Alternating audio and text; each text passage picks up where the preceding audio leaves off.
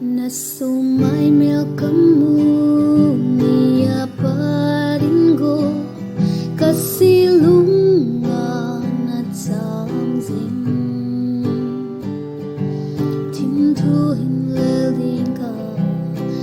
nagaligo kahinlong sitin kahinngay bali